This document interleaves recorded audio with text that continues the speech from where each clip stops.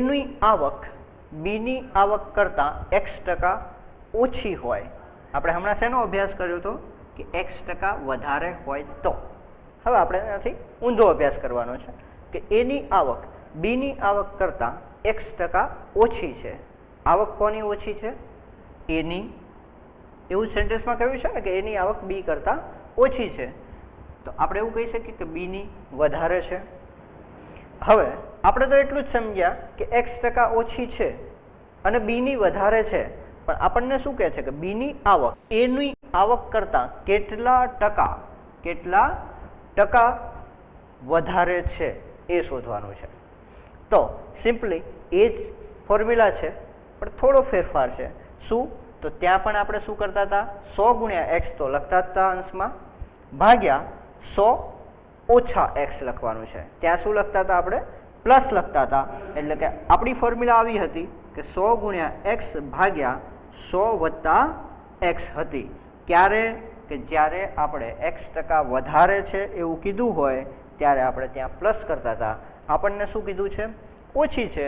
અને જ્યારે પણ ઓછી હોય ત્યારે આપણે અહીંયા માઇનસ ચિહ્ન મૂકીશું. એટલે કે આપણી ફોર્મ્યુલા 100 ગુણ્યા x 100 માઇનસ x જેટલી વધુ થાય, ટકાવારીમાં તો છે જ. એટલે આપણે આ ફોર્મ્યુલામાં જ્યારે કિંમત મૂકીશું એટલે સીધા ટકા મળશે. ઉદાહરણ દ્વારા વધારે સમજીએ. એનું મૂલ્ય બી કરતાં 30% ઓછું છે. એનું મૂલ્ય ઓછું છે એવું કહી શકાય. તો બીનું વધારે છે, બીનું વધારે છે એટલે કે એનું મૂલ્ય બી કરતાં 30% ઓછું છે. આ 30 એ શું થશે આપણા માટે? x થશે. 30 એ આપણા માટે x થશે. તો બીનું મૂલ્ય એ કરતાં કેટલા ટકા વધારે થાય, કેટલા ટકા વધારે થાય એવું કહેવા માંગીએ છીએ. તો ફોર્મ્યુલામાં મૂલ્ય મૂકીએ. 100 ગુણ્યા x ભાગ્યા 100 માઇનસ x છે. એક્સની જગ્યાએ આપણે 30% લેવાના છે અથવા તો 30 લેવાના છે. 100 ગુણ્યા 30 ભાગ્યા 100 ઓછા 30 બરાબર શું થશે? 100 ગુણ્યા 30 એમને એમ રાખીએ. નીચે 100 માંથી 70 જાય, 30 જાય તો આપણને 70 મળે.